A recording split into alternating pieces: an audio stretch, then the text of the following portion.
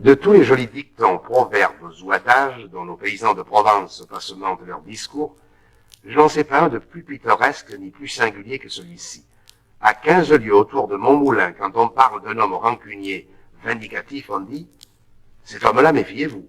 Il est comme la mule du pape qui garde 7 ans son coup de pied. » J'ai cherché bien longtemps d'où ce proverbe pouvait venir. Ce que c'était que cette mule papale et ce coup de pied gardé pendant 7 ans. Personne ici n'a pu me renseigner à ce sujet. Pas même Français Mamaille, mon joueur de fifre, qui connaît pourtant son légendaire provençal sur le bout du doigt. Français pense comme moi qu'il y a là-dessous quelques anciennes chroniques du pays d'Avignon.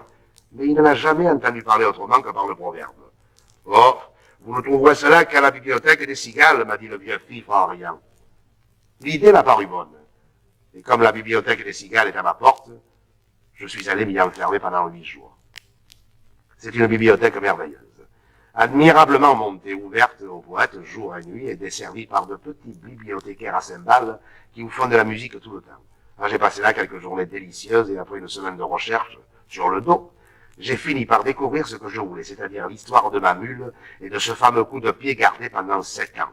Le conte en est joli, quoique un peu naïf, et je vais essayer de vous le dire tel que je l'ai lu hier matin dans un manuscrit couleur du temps qui sentait bon la lavande sèche et avait de grandes files de la Vierge pour signer.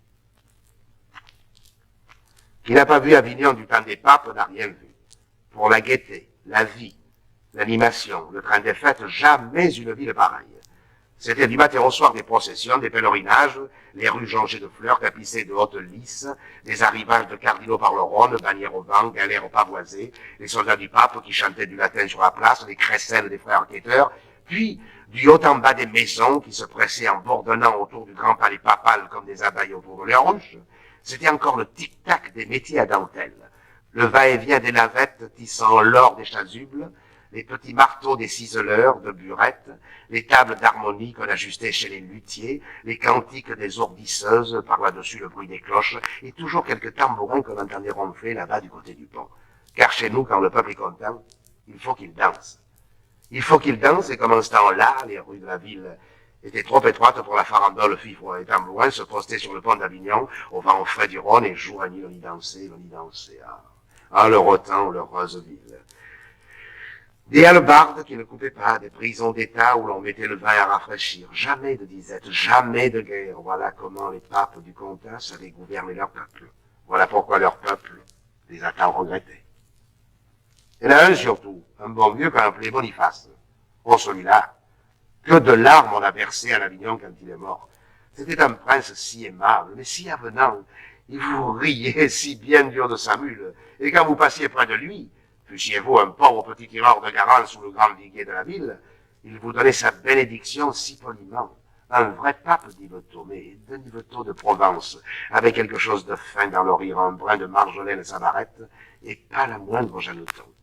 La seule Jeanneton qu'on lui ait jamais connue à ce bon père, c'était sa vigne. Une petite vigne qu'il avait plantée lui-même à 3 lieues d'Avignon, dans les myrtes de Châteauneuf. Tous les dimanches, en sortant de vêpres, le digne homme allait lui faire sa cour, et quand il était là-haut, assis au bon soleil, sa mule près de lui, ses cardinaux tout autour étendus au pied des souches, alors il faisait déboucher un flacon de vin du cru, ce beau vin couleur de rubis qui s'est appelé depuis le Châteauneuf des papes, et il le dégustait par petits coups en regardant sa vigne d'un air attendri. Puis, le flacon vidé, le jour tombant, il rentrait joyeusement à la ville, suivi de tout son chapitre. Et lorsqu'il passait sur le pont d'Avignon, au milieu des tambours et des farandoles, sa mule, mise en train par la musique, prenait un petit amble sautillant, tandis que lui-même, il marquait le pas de la danse avec sa barrette. Ce qui scandalisait fort ces cardinaux, mais faisait dire à tout le peuple, « Oh, le bon prince! Oh, le brave pape! » Après sa ville de Châteauneuf, ce que le pape aimait le plus au monde, c'était sa mule. Le bonhomme en raffolait de cette bête-là. Tous les soirs, avant de se coucher, il allait voir si son écurie était bien fermée, si rien ne manquait dans sa mangeoire. Et jamais il ne se serait levé de table sans faire préparer sous ses yeux un grand bol de vin à la française, avec beaucoup de sucre et d'aromates qu'il allait lui porter lui-même, malgré les observations de ses cardinaux. Il faut dire aussi que la bête en valait la peine. Ah, c'était une belle mule noire rougeotée de rouge, le pied sûr, le poil luisant, la croupe large et pleine, portant fièrement sa petite tête sèche, tout harnachée de pompons, de nœuds, de gros lots d'argent, de bouffette, avec sa douce comme un ange, l'œil naïf et deux longues oreilles toujours en branle, qui lui donnaient l'air bon enfant. Tout Avignon la respectait. Et quand elle allait dans les rues, il n'y avait pas de manière qu'on le lui fît, car chacun savait que c'était le meilleur moyen d'être bien en cour, et qu'avec son air innocent, la mule du pape en avait mené plus d'un à la fortune. À preuve Tistet Védène et sa prodigieuse aventure. Ce Tistet Védène était dans le principe un effronté galopin que son père Guy Védène, le sculpteur d'or, avait été obligé de chasser de chez lui parce qu'il ne voulait rien faire et débaucher les apprentis. Pendant 6 mois, on le vit traîner sa jaquette dans tous les ruisseaux d'Avignon, mais principalement du côté de la maison papale, car le drôle avait depuis longtemps son idée sur la mule du pape, et vous allez voir que c'était quelque chose de mal. Un jour que sa sainteté se promenait toute seule sous les remparts avec sa bête, voilà mon Tistet qui l'aborde et lui dit en joignant les mains d'un air d'admiration. « Oh mon Dieu, grand Saint-Père, quelle brave mule vous avez là. Laissez un peu que je la regarde. Ah, mon pape, la belle mule. L'empereur d'Allemagne n'a pas une pareille. » Et il la caressait, et il lui parlait doucement comme à une demoiselle. « Venez ça, mon bijou, mon trésor, ma perle fine. » Et le bon pape, tout ému, se disait dans lui-même, « Quel bon petit garçonnet, comme il est gentil avec ma mule. » Et puis le lendemain, savez-vous ce qui arriva? Tistet Védène troqua sa vieille jaquette jaune contre une belle aube en dentelle, un camail de soie violette, des souliers à boucles, et il entra dans la maîtrise du pape, où jamais avant lui, on n'avait reçu que des fils de nobles et des neveux de cardinaux. Voilà ce que c'est que l'intrigue. Mais Tistet ne s'en tint pas là. Une fois au service du pape, le drôle continua le jeu qu'il avait si bien réussi, insolent avec tout le monde. Il n'avait d'attention ni de prévenance que pour la mule, et toujours on le rencontrait par les cours du palais avec une poignée d'avoine ou une bottelée de Saint-Foin dont il secouait gentiment les grappes roses en regardant le balcon du Saint-Père de l'air de dire « Hein? Pour qui ça ?» Tant et tant qu'à la fin, le bon pape, qui se sentait devenir vieux, en arriva à lui laisser le soin de veiller sur l'écurie et de porter à la mule son bol de vin à la française, ce qui ne faisait pas rire les cardinaux. Ni la mule non plus. Cela ne la faisait pas rire. Maintenant, à l'heure de son vin, elle voyait toujours arriver chez elle 5 ou 6 petits clercs de maîtrise qui se fourraient vite dans la paille avec leur camail et leur dentelle. Puis, au bout d'un moment, une bonne odeur chaude de caramel et d'aromates emplissait l'écurie. Et Tistet Védène apparaissait, portant avec précaution le bol de vin à la française. Alors, le martyre de la pauvre bête commençait. Ce vin parfumé qu'elle aimait tant, qui lui tenait chaud, qui lui mettait des ailes, on avait la cruauté de le lui apporter là, dans sa mangeoire, de le lui faire respirer. Puis, quand elle en avait les narines pleines, passe, je t'ai vu. La belle liqueur de flamme rose s'en allait toute dans le gosier de ses garnements. Et encore, s'il n'avait fait que lui voler son vin. Mais c'était comme des diables, tous ces petits clercs, quand ils avaient vu. L'un lui tirait les oreilles, l'autre la queue. Quiquet lui montait sur le dos. Béluguet lui essayait sa barrette. Et pas un de ces galopins ne songeait que d'un coup de rein ou d'une ruade, la brave bête aurait pu les envoyer tous dans l'étoile polaire et même plus loin. Mais non, on n'est pas pour rien la mule du pape, la mule des bénédictions et des indulgences. Les enfants avaient beau faire, elle ne se fâchait pas. Si ce n'était qu'à Tistet Védène qu'elle en voulait. Celui-là, par exemple, quand elle le sentait derrière elle, son sabot lui démangeait. Et vraiment, il y avait bien de quoi. Ce vaurien de Tistet lui jouait de si vilains tours. Il y avait de si cruelles inventions à prévoir. Est-ce qu'un jour, il ne s'avisa pas de la faire remonter avec lui au clocheton de la maîtrise, là-haut, tout là-haut, à la pointe du palais? Et ce que je vous dis là n'est pas un conte. 200 000 Provençaux l'ont vu. Vous figurez-vous la terreur de cette malheureuse mule, lorsque, après avoir tourné pendant 1 heure à l'aveuglette dans un escalier en colimaçon et grimpé je ne sais combien de marches, elle se trouva tout à coup sur une plateforme éblouissante de lumière, et qu'à 1000 pieds au-dessous d'elle, elle aperçut tout un Avignon fantastique. Les baraques du marché pas plus grosses que des noisettes, les soldats du pape devant leur caserne comme des fourmis rouges, et là-bas, sur un fil d'argent, un petit pont microscopique où l'on dansait, Ah, la pauvre bête, quelle panique, du cri qu'elle en poussa, toutes les vitres du palais tremblèrent. Qu'est-ce qu'il y a? Qu'est-ce qu'on lui fait, s'écria le bon pape en se précipitant sur son balcon. Tistet Védène était déjà dans la cour, faisant mine de pleurer, de s'arracher les cheveux. Ah, grand Saint-Père, ce qu'il y a, il n'y a que votre mule, mon Dieu, qu'elle a de venir. Il n'y a que votre mule est montée dans le clocheton. Toute seule? Oui, grand Saint-Père, toute seule. Tenez, regardez-là, là-haut. Voyez-vous le bout de ses oreilles qui passe? On dirait 2 hirondelles. Miséricorde, dit le pauvre pape, en levant les yeux. Mais les deux devenus folle, mais elle va se tuer. Donc tu viens descendre, malheureuse. Les gars, elle n'aurait pas mieux demandé, elle, que de descendre. Mais par où? L'escalier, il ne fallait pas songer. Ça se monte encore, ces choses-là. Mais à la descente, il y aura de quoi se rompre 100 fois les jambes. Et la pauvre mule se désolait, tout en rôdant sur la plateforme, avec ses gros yeux pleins de vertige. Elle pensait à Tistet Védène. Ah, bandit, si j'en réchappe, quel coup de sabot demain matin. Cette idée de coup de sabot lui redonnait un peu de cœur au ventre. Sans cela, elle n'aurait pas pu se tenir. Enfin, on parvint à la tirer de là-haut, mais ce fut toute une histoire. Toute une affaire. Il fallut la descendre avec un cri, des cordes, une civière. Et vous pensez que l'humiliation, pour la mule d'un pape, de se voir pendue à cette hauteur, nageant des pattes dans le vide, comme un hanneton au bout d'un fil. Et tout Avignon qui la regardait. La malheureuse bête n'endormit pas de la nuit. Il lui semblait toujours qu'elle tournait sur cette maudite plateforme, avec les rires de la ville au-dessous, puis elle pensait à cette infâme Tistet Védène et aux jolis coups de sabot qu'elle allait lui détacher le lendemain matin. Ah, mes amis, quel coup de sabot! De Pampérigouste, on en verra la fumée. Or, pendant qu'on lui préparait cette belle réception à l'écurie, savez-vous ce que faisait Tistet Védène? Il descendait le Rhône en chantant sur une galère papale et s'en allait à la cour de Naples avec la troupe de jeunes nobles que la ville envoyait tous les ans près de la reine Jeanne pour s'exercer à la diplomatie et aux belles manières. Tistet n'était pas noble, mais le pape tenait à le récompenser des soins qu'il avait donnés à sa bête, et principalement de l'activité qu'il venait de déployer pendant la journée du sauvetage. C'est la mule qui fut désappointée le lendemain. Ah, le bandit. Il s'est douté de quelque chose, pensait-elle en secouant ses gros lots avec fureur. Mais c'est égal, va, mauvais. Tu le retrouveras en retour, ton coup de sabot. Je te le garde. Et elle le lui garda. Après le départ de Tistet, la mule du pape retrouva son train de vie tranquille et ses allures d'autrefois. Plus de quiquets, plus de béluguets à l'écurie.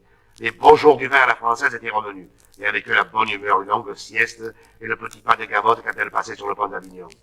Pourtant, depuis son aventure, on lui marquait toujours un peu de froideur dans la ville. Il y avait des chuchotements sur sa route, les vieilles gens hochaient la tête, les enfants riaient en se montrant le clocheton. Le bon pape lui-même n'avait plus autant de confiance en son ami. Lorsqu'il se laissait aller à faire un petit somme sur son dos le dimanche en roulant de la vigne, il gardait toujours cette arrière-pensée. Et si j'allais me réveiller là-haut sur la plateforme? La mule voyait cela. Elle en souffrait sans rien dire. Seulement quand on prononçait le nom de Tistet Védène devant elle, ses longues oreilles frémissaient et elle aiguisait avec un petit rire le fer de ses sabots sur le pavé. 7 ans se passèrent ainsi. Puis au bout de ces 7 années, Tistet Védène revint de la cour de Naples. Son temps n'était pas encore fini là-bas, mais il avait appris que le premier moutardier du pape venait de mourir subitement à l'Avignon, et comme la place lui semblait bonne, il était arrivé en grande hâte pour se mettre sur les rangs. Quand cet intrigant de Védène entra dans la salle du palais, le Saint-Père eut peine à le reconnaître tant il avait grandi et pris du corps. Il faut dire aussi que le bon pape s'était fait vieux de son côté, et qu'il ne voyait pas bien sans bésicle. Tistet ne s'intimida pas. Comment, grand Saint-Père? Vous ne me reconnaissez pas, c'est moi, Tistet Védène. Védène? Mais oui, vous savez bien, celui qui portait le vin français à votre mule. Ah oui, oui, je me rappelle. Un bon petit garçonnet, ce Tistet Védène. Et maintenant, qu'est-ce qu'il veut de nous? Oh, peu de choses, grand Saint-Père. Je voulais vous demander, à propos, est-ce que vous l'avez toujours, votre mule? Et elle va bien? Ah, tant mieux. Je voulais vous demander la place du premier moutardier qui vient de mourir. Premier moutardier, toi? Mais t'es trop jeune, et quel âge as-tu? 20 ans de moins, illustre pontife. Juste 5 ans de plus que votre mule. Ah, palme de Dieu, la brave bête. Si vous saviez comme je l'aimais, cette mule-là, comme je me suis langui d'elle en Italie, est-ce que vous ne me la laisserez pas voir? Si, mon enfant, tu la verras, dit le bon pape tout ému. Et puisque tu l'aimes tant, cette brave bête, je ne veux plus que tu vives loin d'elle. Dès ce jour, je t'attache à ma personne en qualité de premier moutardier. Les cardinaux crieront, mais tant pis, j'y suis habitué. Viens nous trouver demain à la sortie des Vêpres, nous te remettrons les insignes de ton grade en présence de notre chapitre, puis je viendrai voir la mule et tu viendras à la vigne avec nous deux. Allons, va! Si Tistet Védène était content en sortant de la grande salle, avec quelle impatience il attendit la cérémonie du lendemain. Je n'ai pas besoin de vous le dire. Pourtant, il y avait dans le palais quelqu'un de plus heureux encore et de plus impatient que lui. C'était la mule. Depuis le retour de Védène jusqu'aux Vêpres du jour suivant, la terrible bête ne cessa de se bourrer d'avoine et de tirer au mur avec ses sabots de derrière. Elle aussi se préparait pour la cérémonie. Et donc, le lendemain, lorsque vêpres furent dites, Tistévéden fit son entrée dans la cour du palais papal. Tout le haut clergé était là. Les cardinaux en robe rouge, l'avocat du diable en velours noir, les abbés du couvent avec leurs petites mitres, les marquillés de Saint-Agricot, les camailles violets de la maîtrise, le bas clergé aussi, les soldats du pape en grand uniforme, les 3 confréries de pénitents, les ermites du Mont Ventoux avec leur vie de farouche, et le petit clerc qui va derrière en portant la clochette, les frères flagellants nus jusqu'à la ceinture, les sacristains fleuris en robe de juge, tous, jusqu'au donneur d'eau bénite, et celui qui allume et celui qui éteint. Il n'y en avait pas un qui manqua. Ah, c'était une belle ordination. Des cloches, des pétards, du soleil, de la musique, et toujours ces enragés de tambourins qui menaient la danse là-bas sur le pont d'Avignon. Quand Védène parut au milieu de l'assemblée, sa prestance et sa belle mine lui firent courir un murmure d'admiration. C'était un magnifique provençal, mais des blonds, avec de grands cheveux frisés au bout et une petite barbe follette qui semblait prise au copeau de fin métal tombé du burin de son père, le sculpteur d'or.